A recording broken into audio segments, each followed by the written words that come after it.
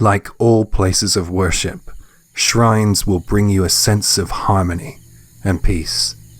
From the towering torii gates to the well-kept grounds, a visit to a shrine feels like a world unto itself, full to the brim with spirituality, history, ritual, and an atmosphere quite unlike anywhere in the everyday. However, just as it happens in other religious traditions, some also come with their share of scary stories. For today's episode, I have selected some creepy stories surrounding Japanese shrines. Please consider liking, sharing, commenting, and subscribing. Here's the bells.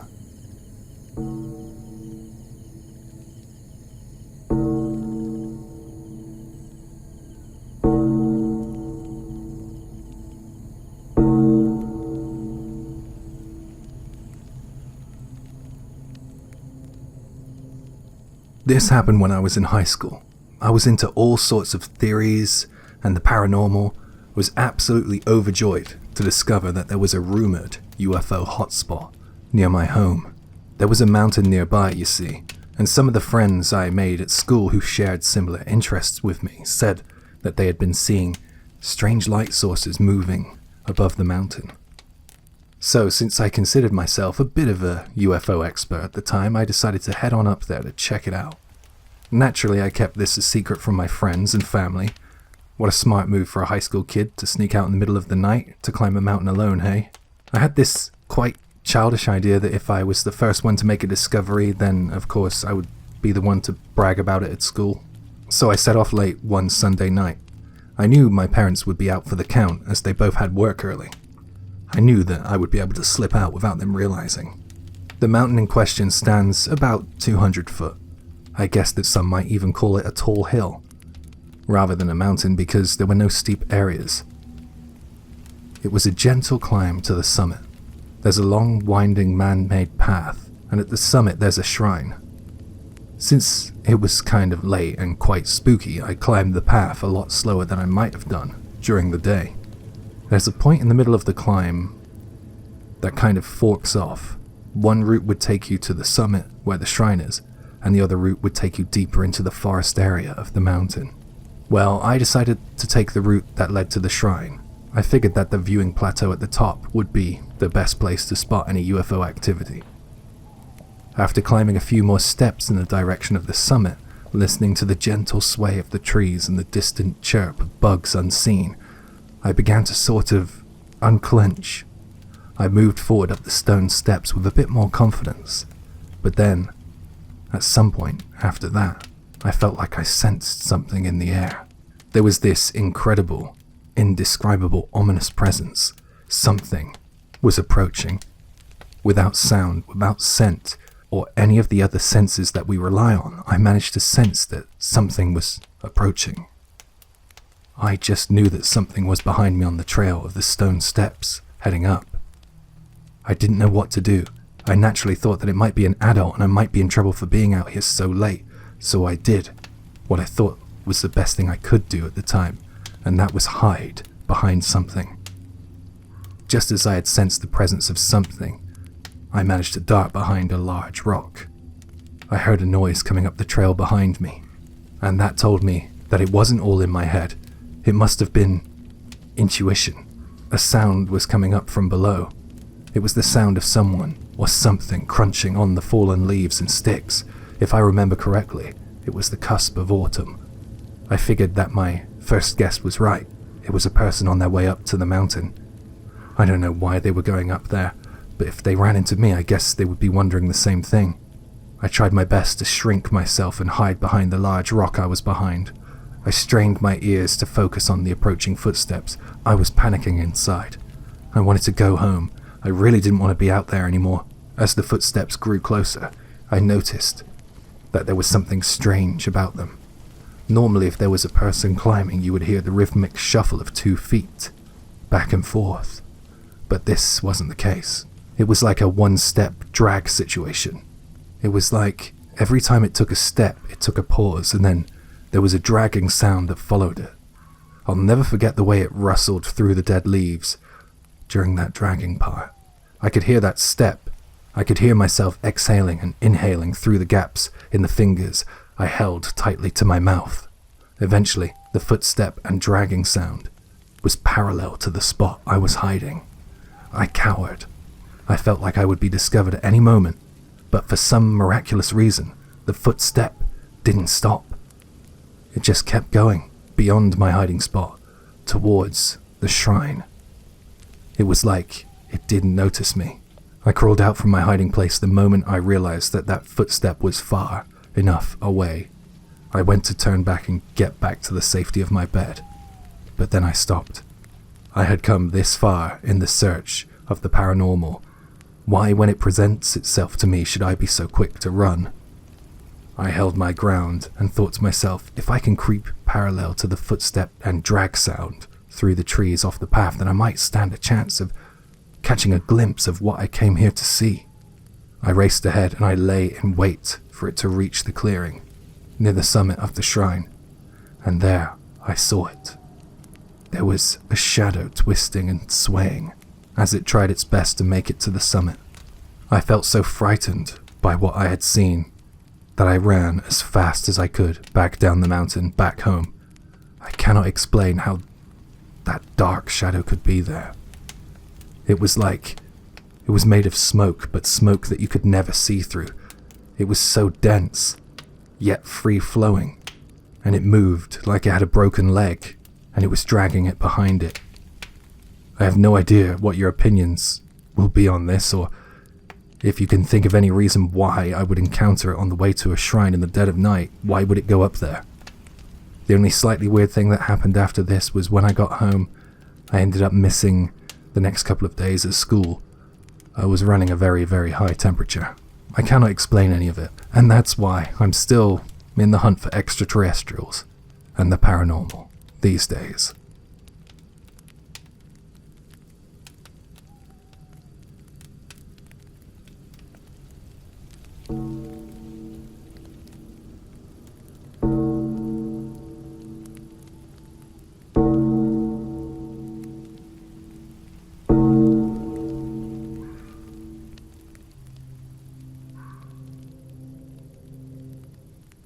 I want to keep this short because this is close to the bone for me, and it's also kind of bleak.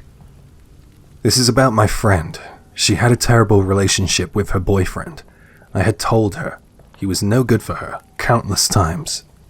I was so bored and frustrated by their on-again, off-again kind of relationship. I could see that the stress of it all was eating away at her.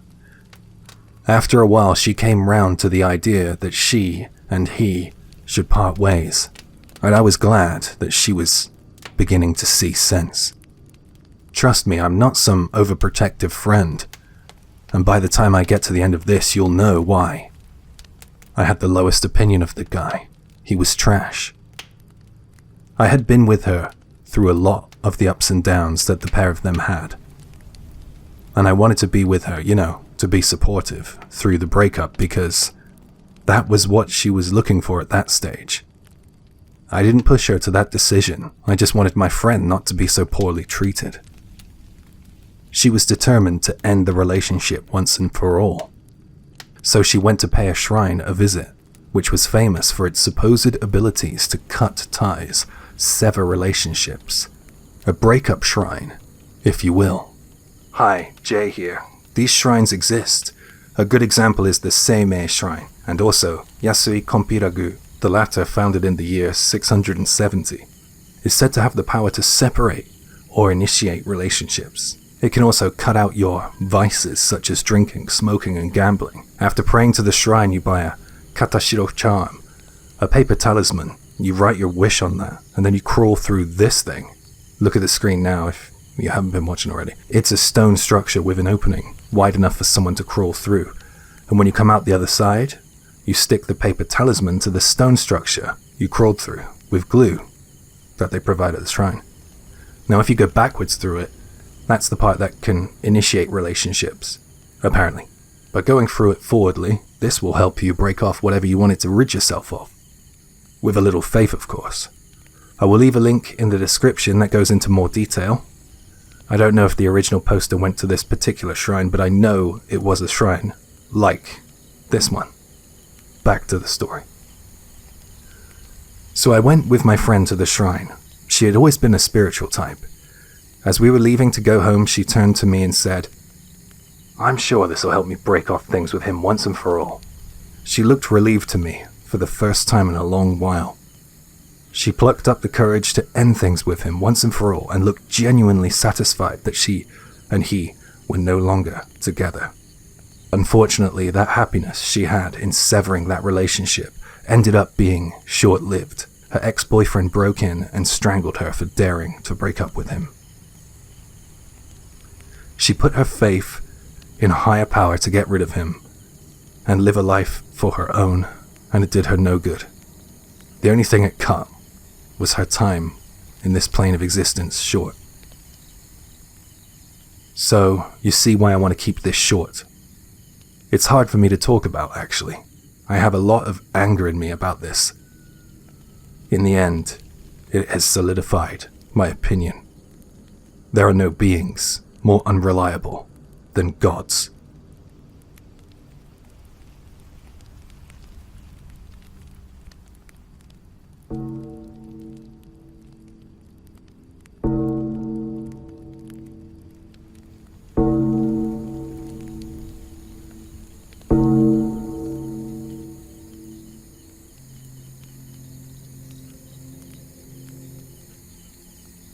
I grew up in the era that people dared one another. Bragging rights were really big back in the day.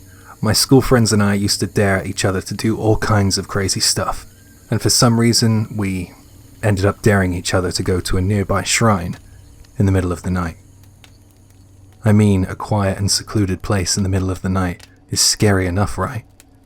And of course, shrines have that kind of vibe to them at night. But if you couple those things with the fact that the shrine backed onto a mountain and there was nothing but dense tree lines and thick forest behind it, it makes it even worse. We had no idea what could be in those woods. To us younger people, the area behind the shrine was like a forest that man had yet to draw maps of. It felt like an undiscovered location. So for my friends and I to be out there by the shrine in the middle of the night doing dares was something, you know? It wasn't like Ding Dong Ditch or Knock Knock Ginger. This was a couple levels higher than that. So that night we snuck out when we thought our parents would be sleeping, and we headed out into the woods towards the shrine.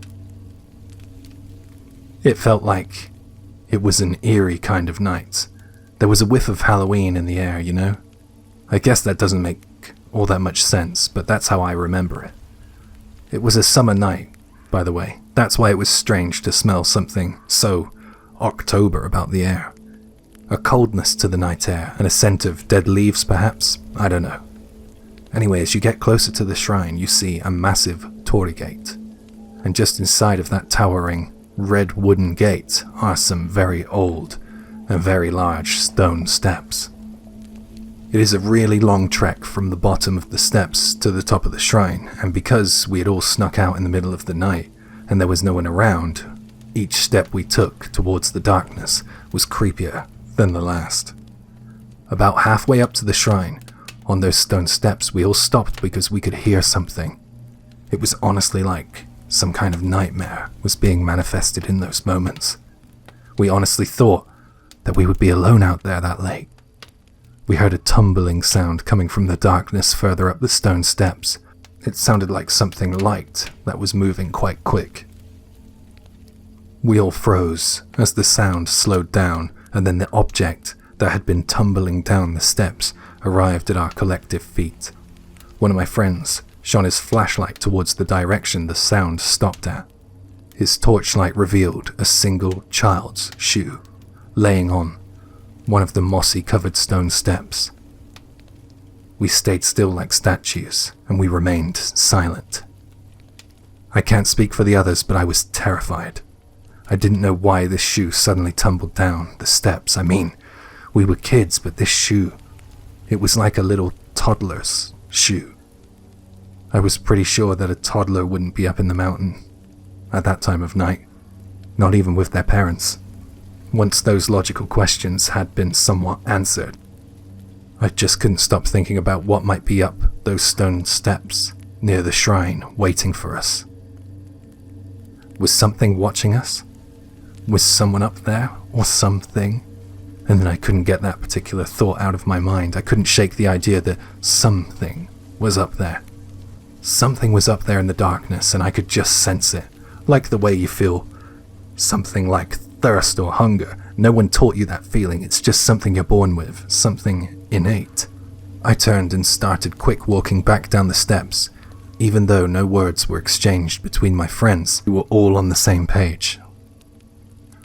They quickly followed me down the stone steps, and that was the first and last time we went exploring at the shrine that late at night. Some weird things go on in the woods at night, and I want no part of them.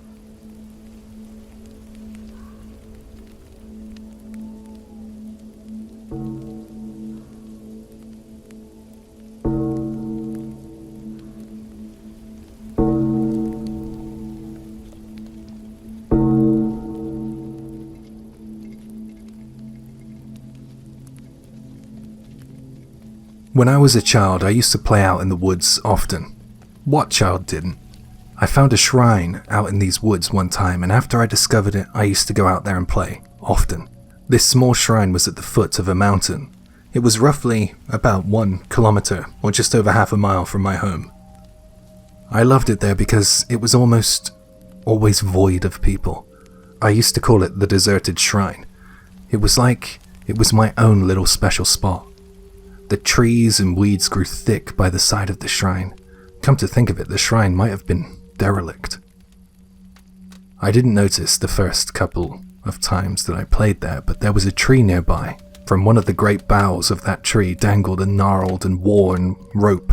Someone had tied this rope there, and it had created a perfect kind of swinging point. I loved it from the moment I laid eyes on it. I mean, it didn't have a seat like a traditional rope swing, but if you took a run up and jumped and grabbed it, then you would be swinging just like Tarzan, from vine to vine, you know? I felt like a character in a movie when I was playing out there. It was just the best. It was a little high up, but if you ran and jumped high enough, you could get it. One lame thing about the deserted shrine was the fact that a couple of neighbor kids spotted me swinging there, and then it became a little bit more active. I can't remember, I might have bragged about it to one of my close friends or something, but yeah, it wasn't secluded anymore. One day I went to the shrine by myself, a little later than usual. I can't remember why I went alone or why I wanted to go alone. Maybe I just wanted to feel like the shrine and the swing were mine again. I walked the short distance to the shrine from my home. I remember it was still kind of bright out, even though it was really late. It was summer. As I came up on the shrine grounds, I was relieved to see that there were no shadows or silhouettes nearby, and that meant that the shrine and the rope swing were mine and mine alone for the evening. I approached the rope swing through the woods, as usual, and that was when I first saw it. It was the strangest sight I've ever seen. It was a human face. There was this strangely pale human face right in front of the rope swing. Let me explain. Imagine, for a second, you're lying on your back in a swimming pool, with just your face above the water. That's how it looked. There was an incredibly pale face emerging from the dirt beneath the swing. I couldn't believe what I was seeing. I'm shocked that I didn't run. Shocked that I didn't scream too. I don't know why, but I wasn't frightened. I think, at that point, I was just trying to figure out what I was looking at.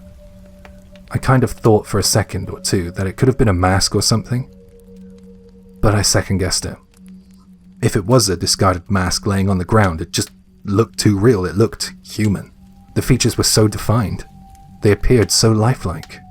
As I approached, I realized that the pale face belonged to a woman. Quite a beautiful woman, actually. Her eyes were staring up at the sky, as if in study of the stars and the heavens. I was conflicted. I had a strong desire to get closer and take a proper look, but I also had a strong desire to turn and sprint in the opposite direction. I didn't know which move to make, but then the face that was stargazing from the dirt decided for me. Its eyes shifted their focus on me. The woman's face in the ground was staring at me. It was aware of my presence. Before I knew it, I was running away, and I never went back to the deserted shrine after that. No matter how many times my friends asked me to. I couldn't forget what I saw. It was something that my mind couldn't comprehend. I thought about what I saw for a number of years, and sometimes I wonder if a body was buried beneath that rope. And the rope wasn't used as a swing at all. Perhaps it had a different use. Perhaps I saw some kind of glimpse into a past crime. On the other hand, I questioned my memory. I wonder if what I was looking at was nothing more than a good movie prop or prank. But then I asked myself, why would someone want to do that? I come from a town out in the middle of nowhere. I mean, city kids would have been going to the mall at that age, and I was playing at a deserted shrine. It doesn't make sense. Pranks, like the movies, just don't seem all that common here, you know. Plus, if they wanted to go all out for that prank, then it would be wasted because I was the only one who probably stumbled across that woman's face buried in the dirt. Makes no sense to me at all. Either way, to lay in wait to prank one kid isn't a heavy return on the effort involved, right? I just can't stop thinking about it. That face lying there beneath the rope, just lying in wait for something. The scary beauty of it peacefully gazing up into the sky, and then suddenly focusing its gaze on me when it was alerted to my presence. Something happened out there, I think. I said I wouldn't go back, but that was kind of a lie. I actually went back recently. The rope still hangs there from the tree. It's worn and sagging to the ground. It looks like no one's been playing there for a while. I should maybe get someone out there to investigate it or something. Sorry, it's just dawned on me I sound probably completely mad.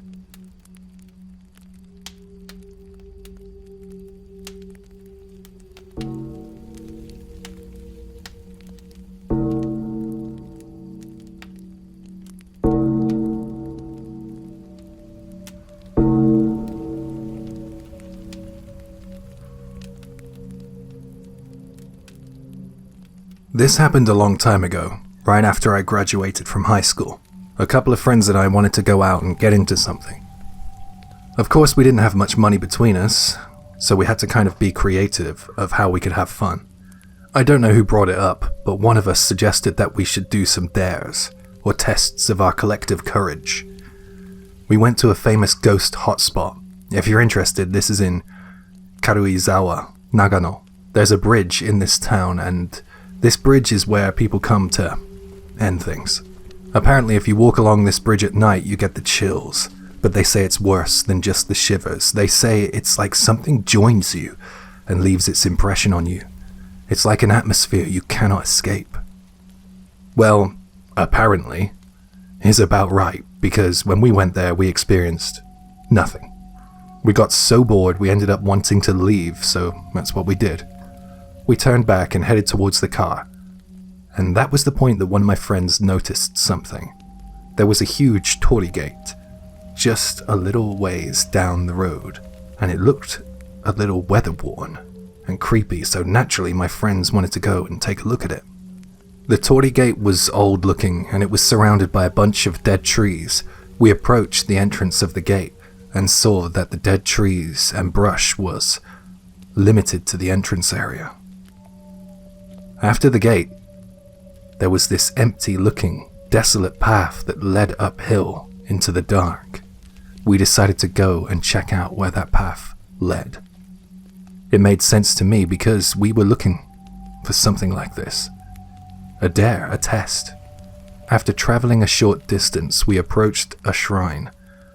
The door to the main entrance hall was swinging in the breeze on its hinges. Usually these shrines are locked at night, so it was kind of weird to see one that was seemingly so accessible. We stood there staring at the door swinging on its hinges, and I guess we were all wondering who was going to be the first person to be brave enough to go in there. In the end, I stepped forward, and two of my friends quickly followed me. I guess that we all didn't want to seem scared. Inside the shrine interior was a box, and inside that box were a bunch of Nor masks. Hi, Jay here. Nor is a theatrical art form that has been handed down through generations and is labeled one of the world's oldest performing arts. It also has been recognized by UNESCO. Nor is an art form comprised of drama, music, and dance elements. It has sometimes been compared to a Western opera, but the differences can be quite surprising to some, due to the use of masks. In Nor theatre is sometimes described as a mask drama. Here are some examples of Nor masks on the screen, and I will leave a link to a great source in my description if you want to learn a bit more. I think you might recognize some of these masks and archetypes. Anyway, back to the story. To be honest, I was a little creeped out by finding this box of creepy looking masks. So I wanted to get out of there and go home. I definitely didn't want to touch them. Well, my friend was nothing like me. He wanted to show off his macho nature, I guess, by not looking scared. He picked up one of these masks and put it on and started making creepy noises. My other friend joined in. He picked up a mask and put it on. I didn't though. I mean, despite it being creepy, those masks were old and dusty and had been God knows where. After a short while, they grew bored of playing around with the masks, and I was glad. We headed back towards the car once again. We set off driving back home, and while en route, we saw a kind of unusual sight. Not too far from the shrine gates, we saw a woman walking alone. It was strange because it was kind of late, and also we were in a shrine and it was basically in the middle of nowhere. There were no nearby houses. I wasn't the one driving, but I was sat up front with my friend who was driving. Our other friend was sat in the back and he kept going on about how he thought she was cute as we approached her, and I guess that was what made him call out to her. He said something like, "Hey, what's wrong, honey?" Well, I was out with my boyfriend and we got into an argument and he kicked me out of his car, so I'm just kinda stuck out here trying to go home, she replied, and then my friend said, "Oh man, he sounds like a real terrible guy. Listen, why don't you hop in here with me? We'll drop you off wherever you need to go. There's plenty of room back here. Come on." Oh really? Well, that would be amazing, thank you. My friend who was driving didn't have any disagreements with that arrangement, so the woman jumped in the back seats next to my friend, who called out to her, and we pulled away. They were back there chatting away and having a laugh, and seemed like they were really hitting it off. I was impressed by my friend, so I decided to turn back and listen in and join the conversation a little. And that was when I realized that my friend who was driving wasn't joining in. I didn't know why that was, so I took a subtle side glance at him, and I noticed that his face looked mighty pale. I sat back properly in the passenger seat, and I tried my best to covertly ask him if he was okay. In response, all he said was, "Mirror. The mirror," in a weak voice. I looked in the rearview mirror, and I couldn't believe my eyes. The woman on the back seats was wearing a Nor mask. One of those creepy masks that we found in the shrine. I spun around to take a look at her, and when I did, I saw that she wasn't wearing a mask. It was only when I looked into the mirror that I saw her wearing this mask. So my friend who was driving became so freaked out and paranoid, he pulled the car over at the nearest convenience store and told the woman that this was going to be the end of the line for her that night. We all managed to get away, but it was seriously creepy. I mean, it couldn't have been a trick of the light, right? If we both saw that strange woman wearing a Nor mask, right? It still freaks me out to this day when I think back on it. I have no explanation for it. But I guess the take-home lesson is, don't mess around with stuff left in a creepy-looking shrine.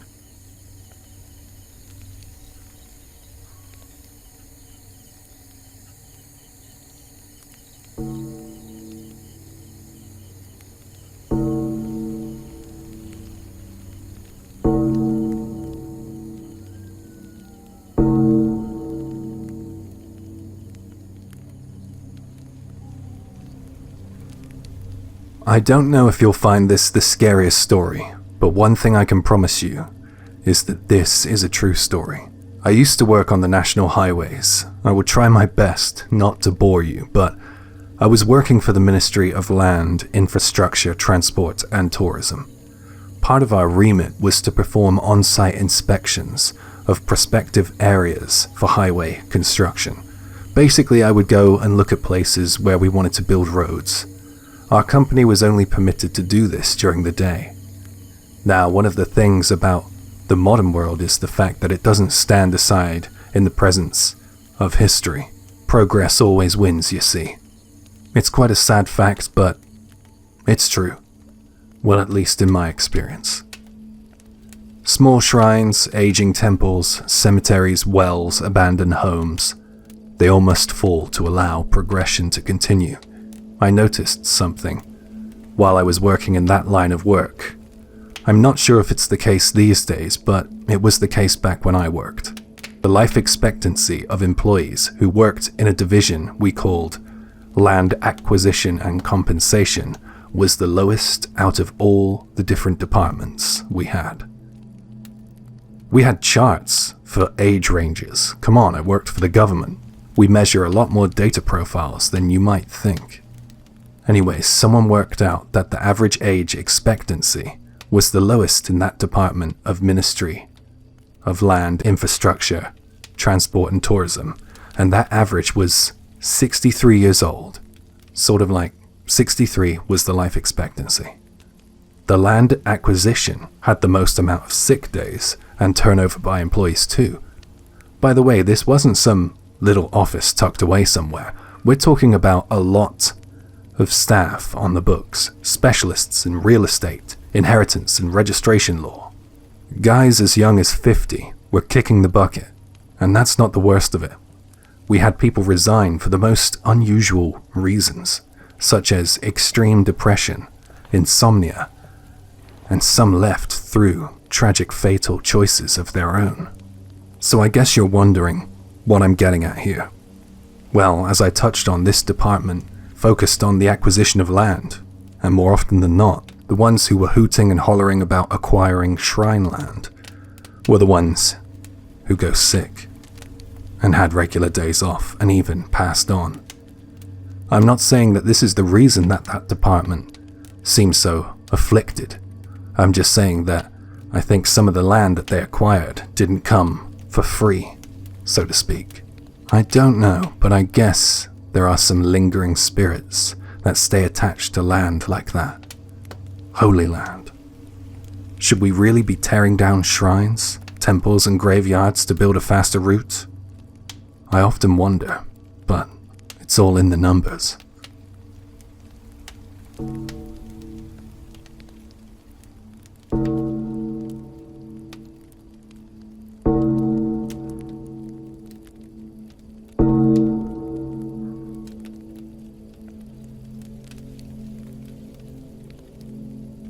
On a night quite recently, I finished work at 11 p.m. and I was on my drive home. I saw something that really freaked me out. I was heading down a straight road just before the turning to my home. Everything was as usual on the drive home until I got on that road. All the streetlights were off for some reason. It made me feel a little uneasy, so I turned my headlights up to high. Then I saw something on the left-hand side of the road. I knew that there was a shrine there, and I saw it regularly on the way home. That night, there was something next to the shrine entrance. As I drew closer and closer to it, I realized that it was probably a person. I was kind of relieved that it was just a person because, like I say, it was very creepy to see all the lights out, and some kind of strange humanoid shape stood next to the shrine. When I got closer, and I saw the person up close, I was truly terrified. I got the chills. It was a woman, and she was stood really still like a statue, in the dark. Her back was to the road.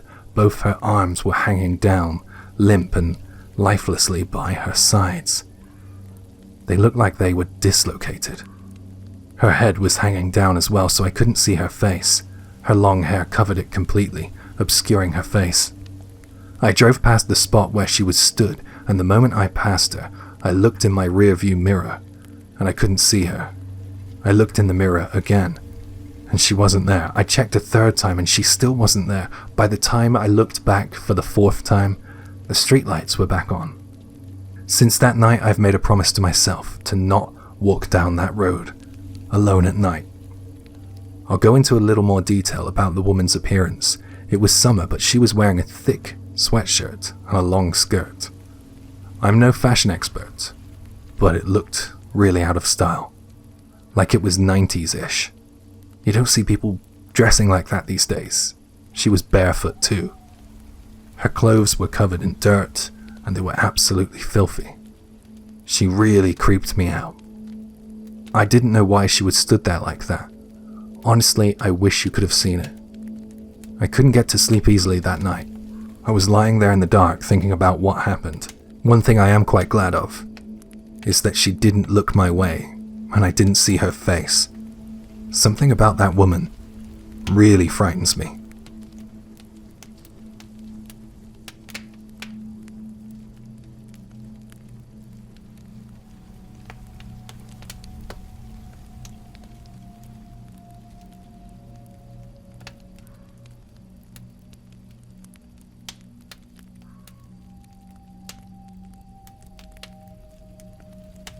Hi everyone. I don't usually add an end bit, but I thought I would just chime in with my own little story. When I was studying in Japan, I used to live in front of a really big mountain, and on that mountain was a shrine. And, I kind of wanted to see what it was like at nighttime as well. So, I was a big fan of Stephen King back then. I decided to go up the mountain by myself to read part of Salem's Lot, I believe. Yeah, they have like these stone statues called Jizo. I've gone over them in other stories. And man, those gates and all the like sounds of nature at nighttime, and it's so quiet up there. It's really stressful. So I was trying to read my book thinking, oh yeah, this is going to make it even better. But I think I lasted about 9 pages before I was like, I've got to go. It was so creepy.